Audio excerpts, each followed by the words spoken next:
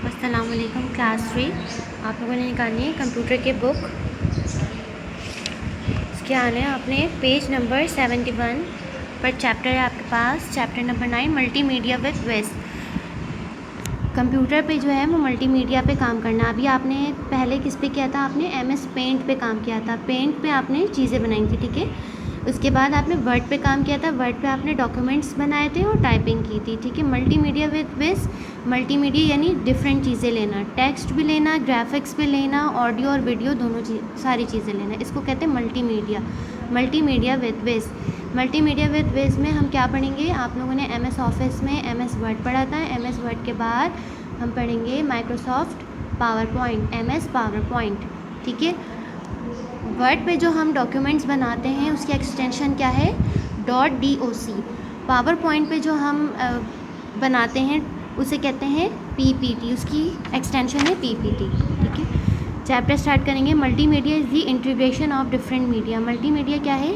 Different चीज़ें media की add करना। वी कैन कंबाइन टेक्स्ट, जिसमें हम टेक्स्ट लिख सकते हैं, ग्राफिक्स ऐड कर सकते हैं, पिक्चर्स वगैरह, ऑडियो, अपनी वॉइस या कोई पहले से बनी हुई ऑडियो जो है वो हम उसमें डाल सकते हैं, साउंड्स, ठीक है। एंड वीडियो क्लिप्स, और उसमें हम वीडियो भी डाल सकते हैं। ये सब चीज़ें हम एक साथ डाल सकते हैं together to create a multimedia presentation. इसे कहते हैं मल्टीमीडिया प्रेजेंटेशन। हम प्रेजेंटेशन क्यों बनाते हैं?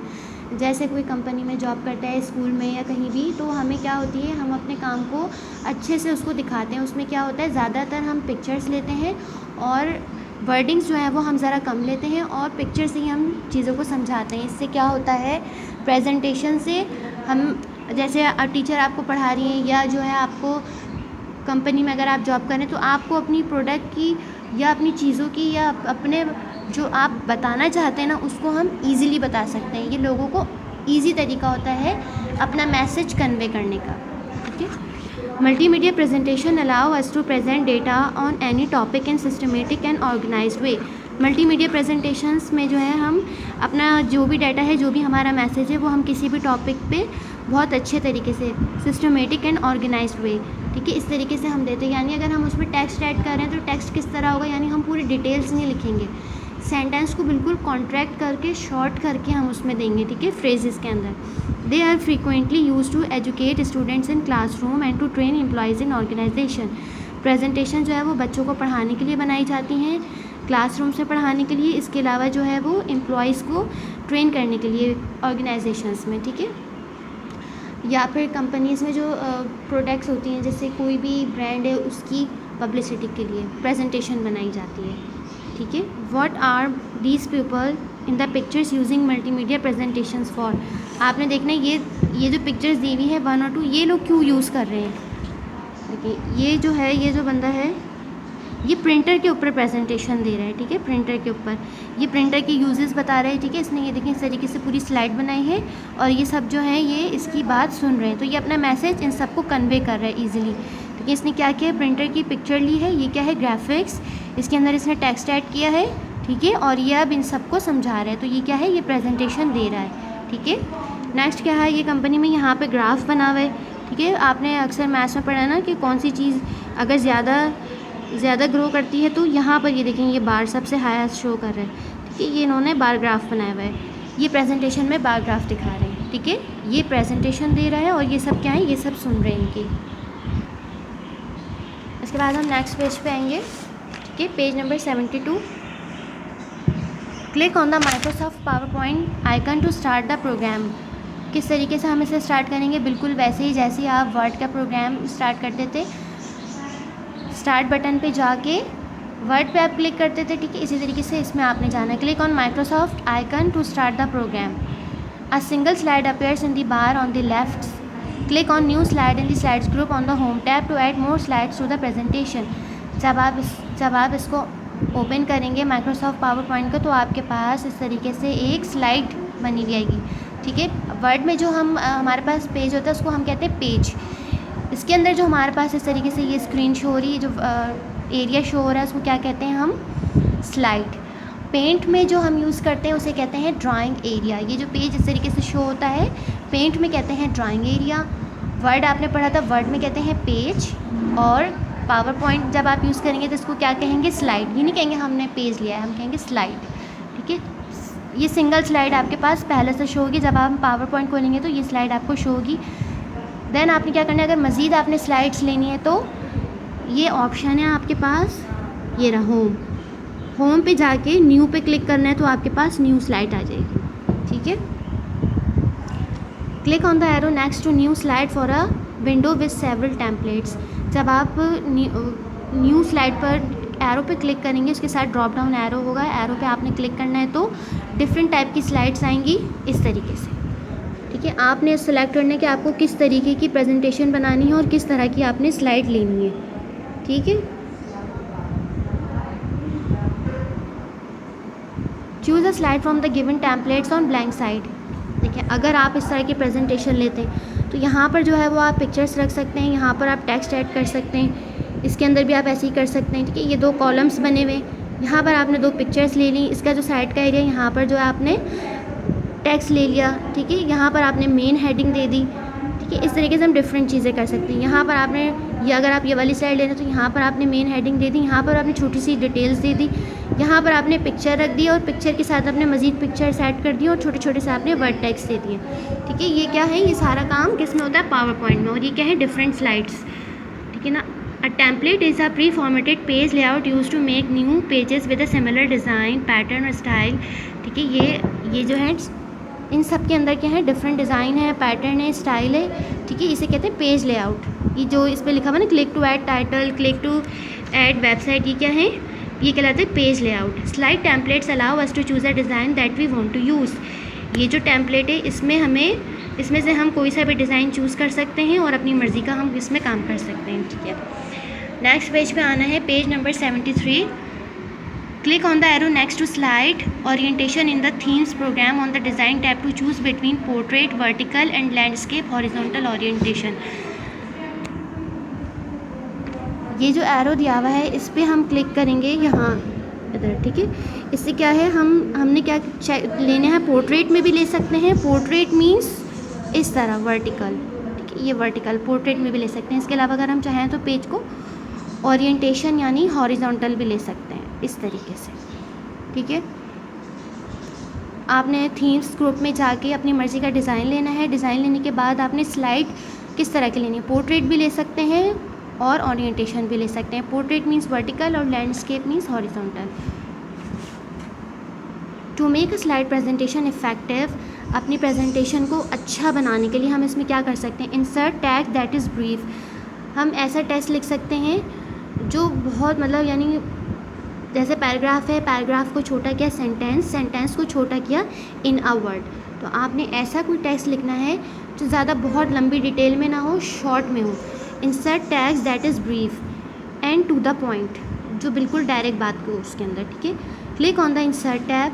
ठीक है, टेक्स्ट हम कैसे लेंगे, यह होम के साथ आप देखें दूसरा आ रहा है इंसर्ट टैब। इंसर्ट में जाएंगे, इंसर्ट में आपके पास टेक्स्ट आ रहा है। ठीक है, आपने क्या करना है, टेक्स्ट लेना है। Click on the insert, click on the text box in the text group. Text group के अंदर टेक्स्ट बॉक्स है, वो आपने क्लिक करके लेना है। Drag the mouse across the slide.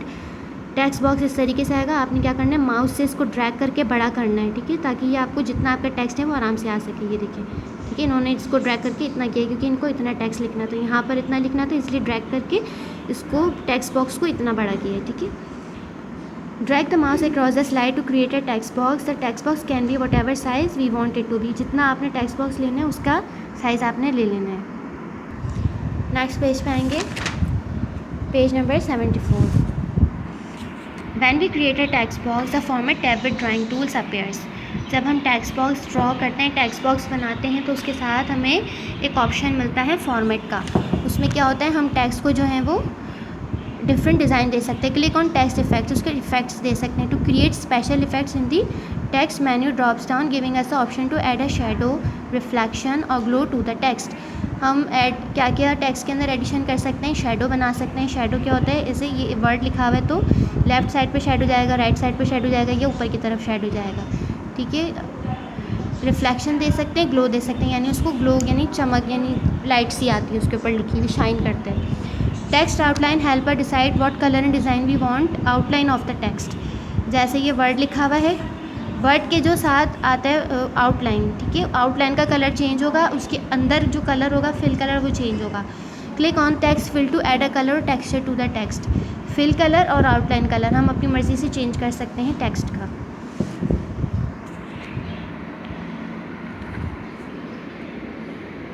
ये देखें इस तरीके से, ये आपके पास सारे टेक्स्ट के डिज़ाइंस दिए हुए हैं। ये देखिए, शैडो, रिफ्लेक्शन, ग्लो, ठीक है, रिवील, 3D रोटेशन, ट्रांसलेशन, इस तरीके से ये इसकी हमने आउटलाइन भी चेंज कर ली है और फिल कलर भी हम इसका चेंज कर सकते हैं, ठीक है। बाकी इसका जब स्कूल खुलेंगे तो क्लास में इसका प्रैक्टिकल होगा और आप लोगों ने प्रेजेंटेशन बनानी है और कंप्यूटर प्रैक्टिकल फ़ाइल भी प्रेजेंटेशन की ही बनेगी, ठीक है, क्योंकि हम पेंट और वर्ड की प्रैक्टिकल कर चुके हैं। अब हम पावर पॉइंट की प्रैक्टिकल करेंगे, ठीक है। किसी को जो चीज़ समझ नहीं आया वो मुझसे पूछ सकते हैं। स्कूल आप लोगों के दोबारा खुल गया और जो भी मसला हो ना वो आप पूछ सकते हैं दोबारा से, ठीक है। नेक्स्ट पेज पर आना है, page number 75। Graphics often help to convey a message more effectively. हम अपना मैसेज जो है वो टेक्स्ट से लिख के भी दे सकते हैं, इसके अलावा हम ग्राफिक्स से भी दे सकते हैं, ठीक है। पिक्चर्स, जैसे पिक्चर्स देखते हैं तो पिक्चर्स को देख के हमें अंदाज़ा हो जाता है कि कौन क्या कर रहा है। जैसे ये पिक्चर्स हैं, ये 2 लैपटॉप रखे हुए हैं, इस 2 कंप्यूटर रखे हुए हैं, इससे क्या हो रहा है, दोनों एक दूसरे से कनेक्ट है। ये यहाँ से मैसेज कर रहा है तो इसको मैसेज आ रहा है, ये इसको मैसेज कर रहा है तो इसके पास आ रहा है। इससे क्या है, दूर बैठे हुए लोग एक दूसरे के साथ कनेक्ट है। इस पिक्चर को देख के आपको क्या समझ आ रहा है कि ये जो बंदा है ये कंप्यूटर पर काम कर रहा है। इसको देख के क्या समझ आ रहा है कि ये भी कंप्यूटर पर काम कर रही है। इसकी स्क्रीन पे क्या नज़र आ रहा है कि ये बार ग्राफ बना रही है। तो पिक्चर्स क्या है, पिक्चर्स भी मैसेज कन्वे करने के लिए काम आते हैं, अपना मैसेज देने के लिए काम आते हैं, ठीक है। We can use graphics in the form of clip art और पिक्चर्स।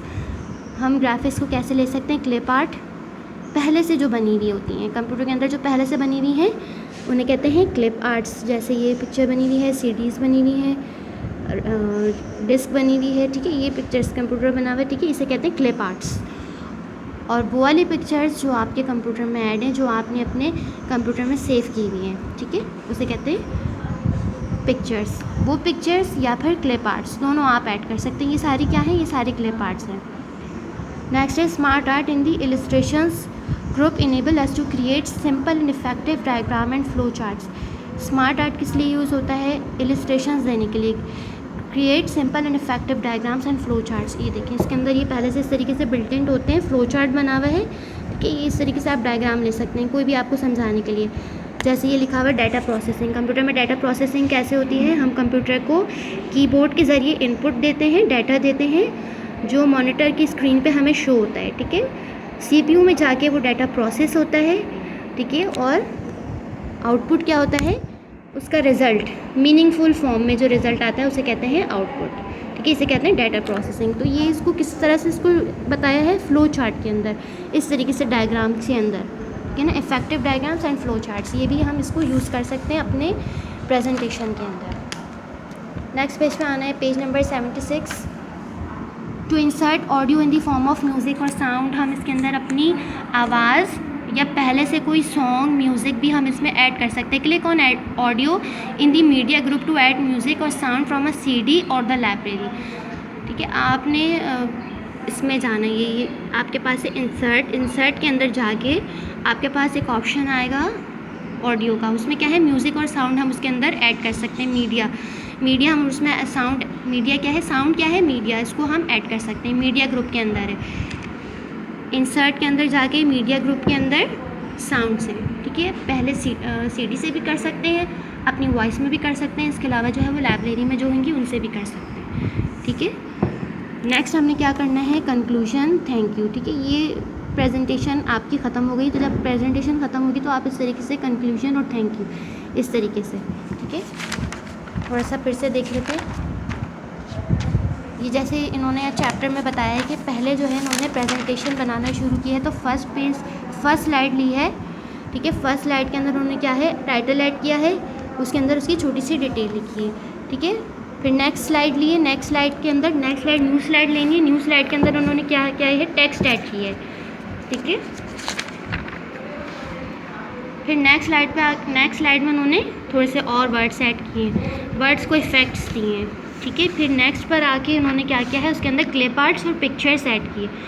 फिर दोबारा से स्लाइड लेनी है और उसे डाटा प्रोसेसिंग यानी ये फ्लो चार्ट्स, इफेक्टिव डायग्राम्स इन्होंने यूज़ किए। दैन फिर क्या क्या है, साउंड्स यूज़ किए हैं। साउंड्स यूज़ करने के बाद अपनी प्रेजेंटेशन को प्ले कैसे करना है, ये देखिए यहाँ पर एक ऑप्शन दिया हुआ होता है स्लाइड शो का।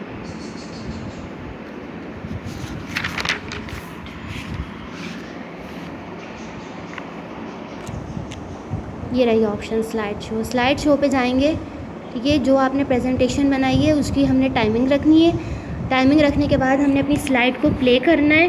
तो आपकी स्लाइड, आपके जो आपने प्रेजेंटेशन बनाई है वो प्ले होगी, ठीक है, फर्स्ट स्लाइड से लेकर लास्ट स्लाइड तक। टाइमिंग हमने बहुत ज़्यादा बड़ी नहीं रखनी है। टाइमिंग हमने सिर्फ 1 मिनट, 2 मिनट या 3 मिनट, इससे ज़्यादा बिल्कुल नहीं होनी चाहिए, ठीक है। उससे और प्रेजेंटेशन को समझाना भी है। ये जो आपने बनाया है तो आपने उसको समझाना भी क्या है, आपने किस चीज़ पर प्रेजेंटेशन बनाई है। प्रेजेंटेशन पहले कंप्यूटर पर बनाएंगे, फिर जिस तरीके से ये लोग अपनी प्रेजेंटेशन दे रहे हैं ना, प्रेजेंटेशन बनाने के बाद इसी तरह आप लोग भी क्लास के अंदर प्रेजेंटेशन बना के कंप्यूटर लैब में आप लोग भी जो है वो इस तरह से प्रेजेंटेशन बना के देंगे।